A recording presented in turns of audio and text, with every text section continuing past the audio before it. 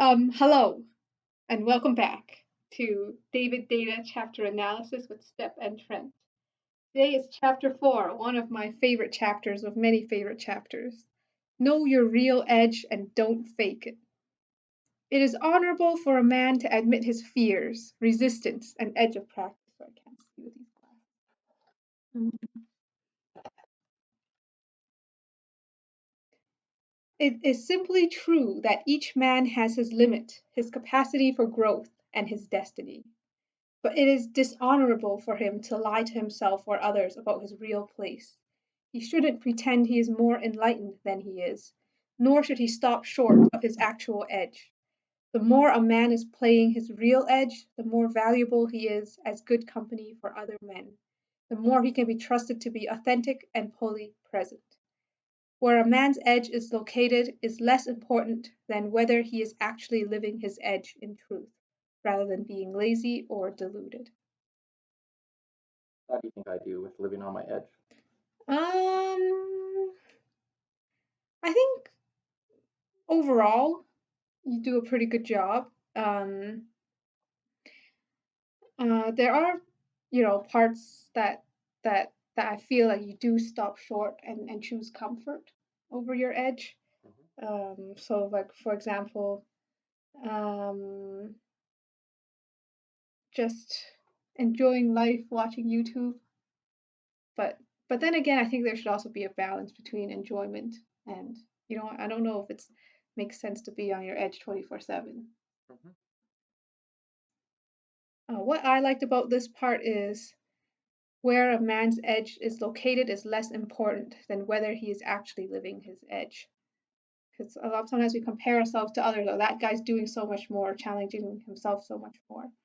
But as long as we're on our edge, that's what's important.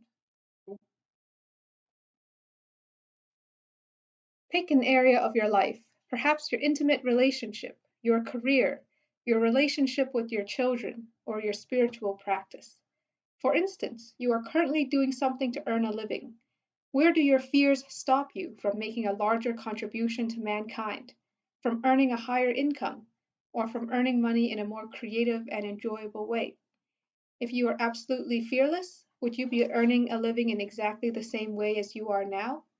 Your edge is where you stop short or where you compromise your fullest gift and instead cater to your fears. Yeah, I can see that. For me, it's like I'm certainly moving towards that path. So transitioning from the marketing to have my own tutoring business was a big transition shift. Yep. But then there's kind of another shift that's calling right now, and how to, I guess, impact the world on a bigger scale and kind of teach the ideas of leadership and stuff like that. Um, and it's tricky to lean into that. Mhm. It's you kind of have to go into, I guess, the things that I'm not good at, my inadequacies, things like that, and kind of have the trust. And I think it's something that kind of like the chapter before, where it's like you want to do that hour a day or whatever it is. Like, don't wait for it to happen. Just kind of start putting something down on the piece of paper or something like that. Yeah. Yeah. What are your Um, thoughts? I feel the same.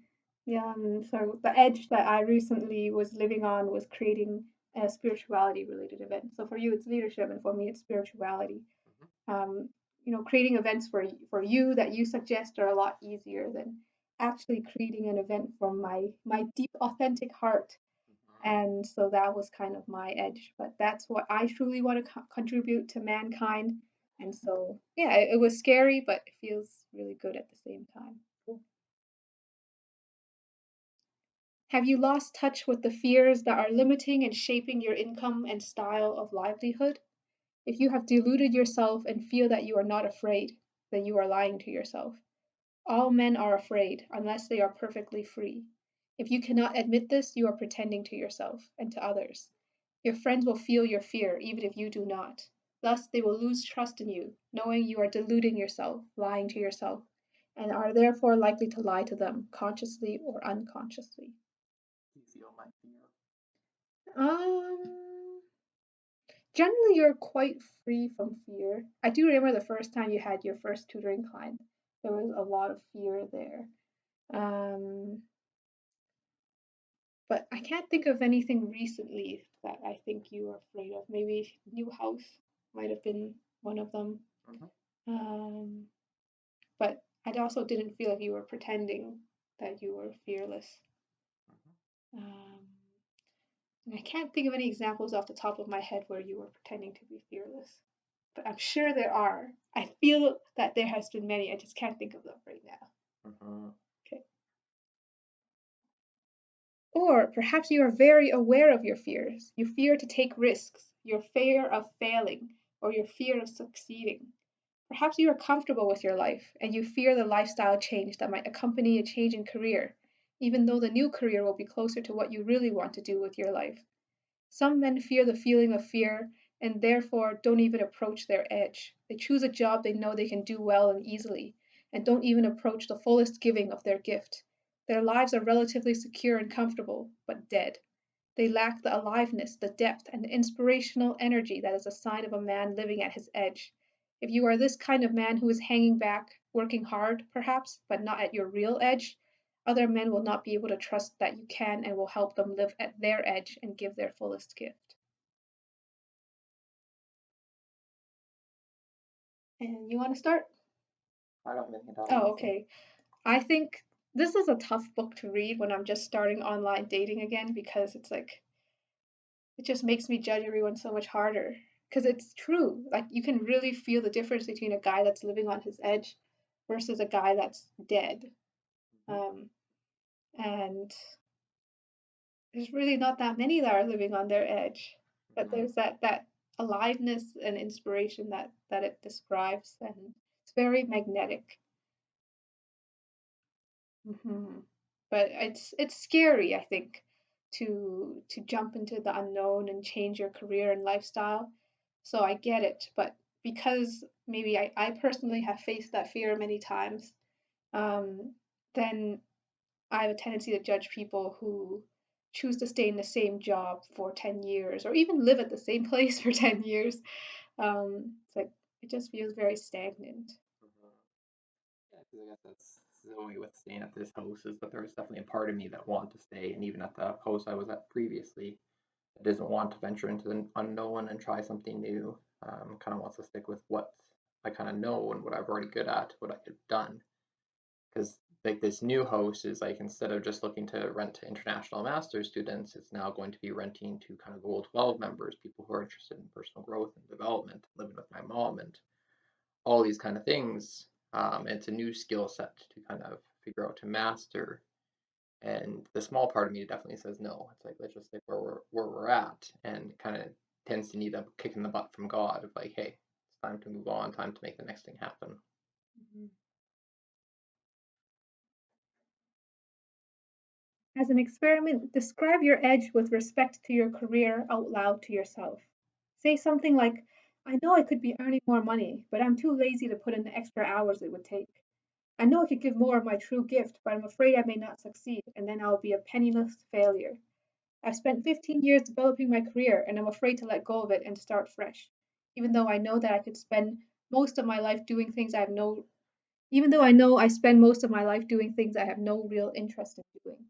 I could be making money in more creative ways, but I spend too much time watching TV rather than being creative. Mm-hmm.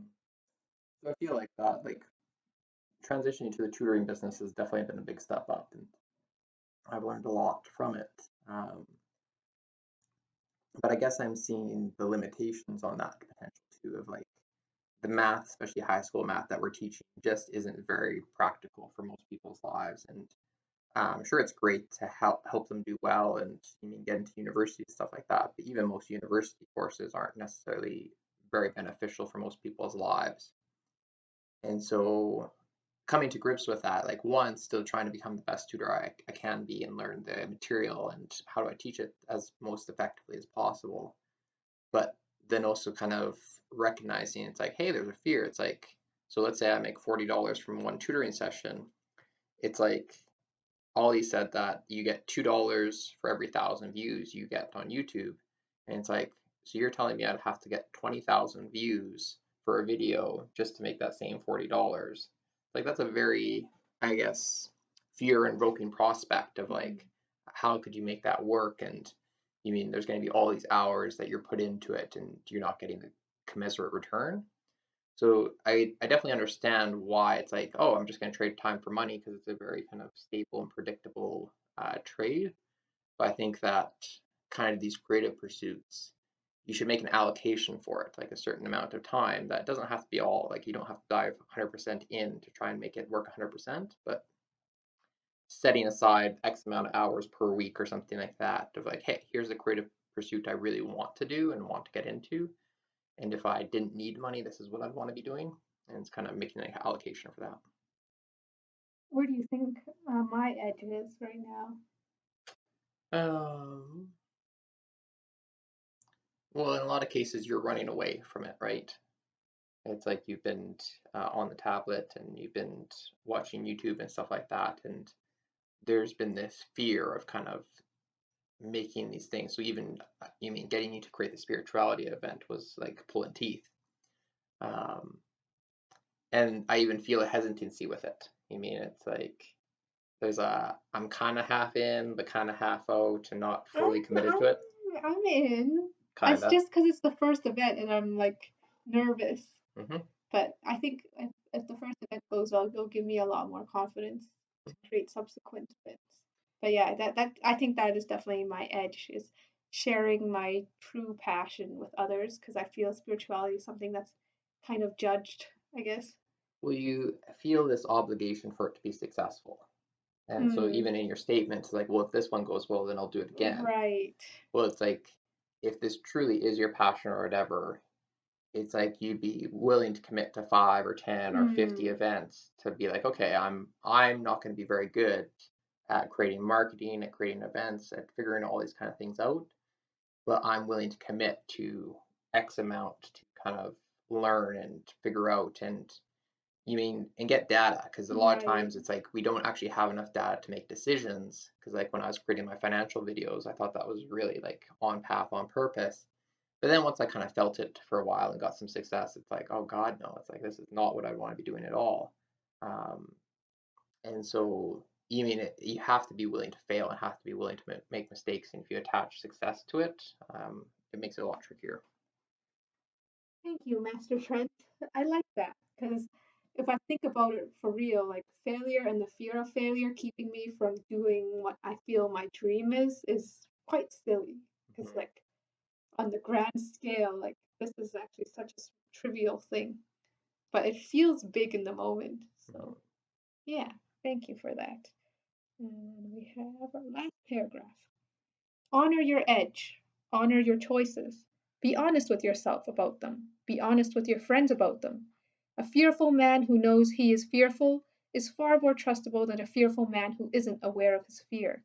And a fearful man who still leans into his fear, living at his edge and putting his gift out there, is more trustworthy and more inspirational than a fearful man who hangs back in the comfort zone, unwilling to even experience his fear on a day to day level. A free man is free to acknowledge his fears without hiding them or hiding from them.